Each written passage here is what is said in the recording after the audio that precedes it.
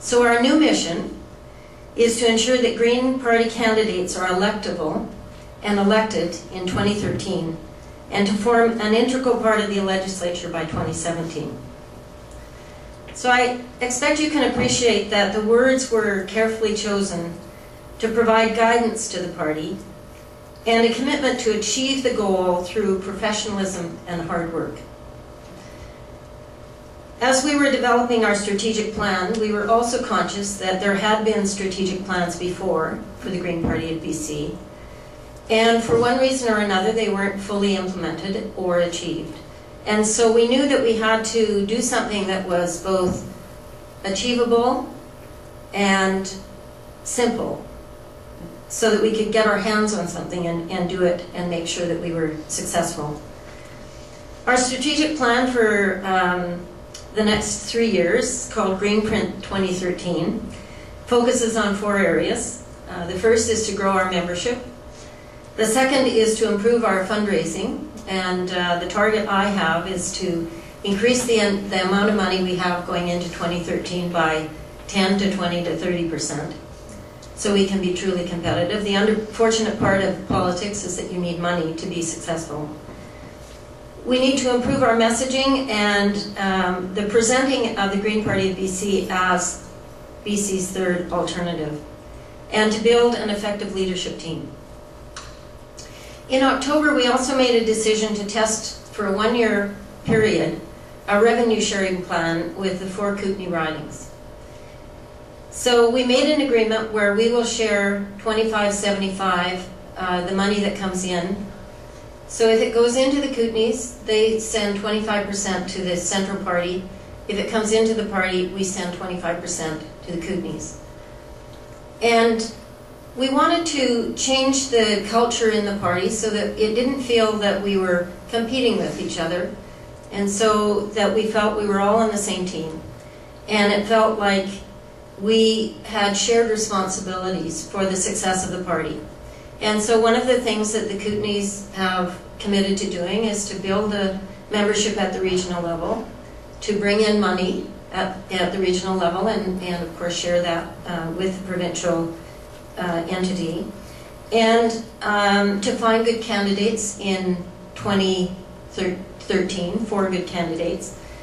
And we on the same end have agreed that we will support the region through better communications, through shared sense of priorities, through support for their regional spokesperson, so that that person, who's Andy Morrell, is informed about what it is that we're putting out in press releases. So if there is a local slant to that, he can make use that as an opportunity to also talk about the region.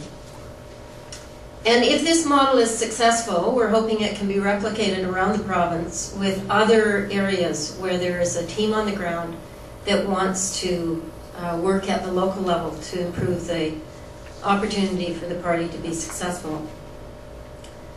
And we're hoping that there will be not just the actual agreement, which is the exchange of funds, but a real sense that we belong to the same team, and that they feel that at the local level. They feel like they're part of the Green Party of BC, that they're not just some sort of little independent Green Party that is struggling on their own. The party's made several decisions that I think are critical to changing toward a winning culture. The first was adopting that mission statement that actually talks about winning seats, because that is our purpose as a political party. It's way better, as Angela and Patty and Andy will tell you, to be at the table than to be outside knocking on the door. People pay way more attention to you when you have a place to state what it is that you want to do. And we are also acknowledging that we are BC's third choice in that. We have a reason to be, and we are above the politics of division and polarization. We hear all the time that BC needs a third party. Drives me crazy, because we are the third party. But the press, I think for reasons of their own purpose, and other parties don't see us as a third party or don't want to see us as a third party. And lots of British Columbians don't. But we have to remember that the Green Party of BC has now been in existence for 27 years. So anybody who's 45 years of age and younger has never known BC politics without a Green Party. So those of us who are 45 years of age and older, who haven't always been familiar with the Green Party, we need to not let the narrowness of our sense of the political landscape get in the way of understanding that the majority of British Columbians understand that there is a Green Party. Having said that, I think that we as Greens need to adopt our own legitimacy. We need to see ourselves as the third party, and we need to behave as if we are the third party, and we need to communicate in all of our messages that we are the third party, and that we are the only real choice for British Columbians. We're also making use of our executive committee so that our decision-making in the party is a little more efficient, a little more streamlined. Some people still think it's way too slow, but it's a dramatic improvement. We are reinvesting in the redevelopment of our website, and by the end of the summer, it's always slower than you want, but by the end of the summer we will have a professional, interactive, compelling website that will allow us to reach out to the people of British Columbia and let them know what we stand for and why we're important to British Columbia. And most importantly, we on April the 1st hired Rebecca Helps as our executive director.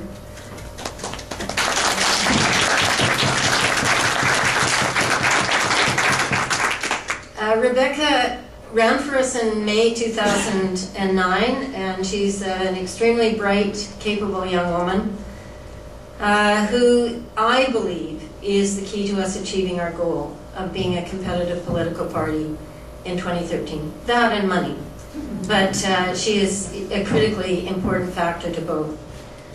Rebecca understands IT, and she was brought in primarily to manage our website redevelopment. But she's also got a marketing background, and so she's got great ideas for fundraising. And in the 6 weeks that Rebecca has been with the party, she's done things that are just so smart that you wonder why they weren't done years and years ago.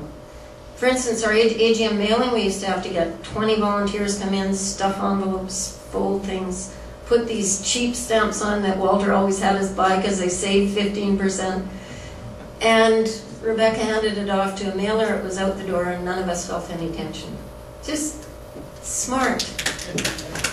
And because I'm now focused on how to get the British Columbia Green Party message out there, in the last 3 weeks I've had 11 radio interviews. Julius has had a couple. Every week Julius writes a column in his local paper, so we put out a press release with him as the spokesperson so that we're creating exposure for both Julius and myself.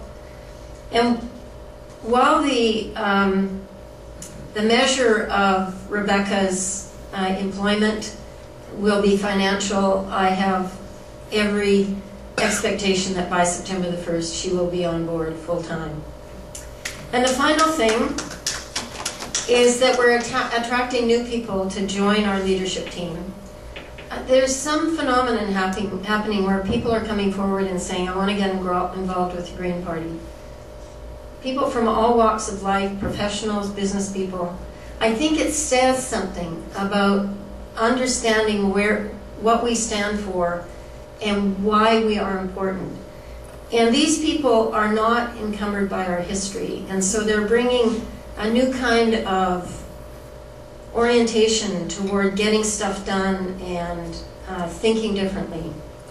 And I think that's critical to our success as well.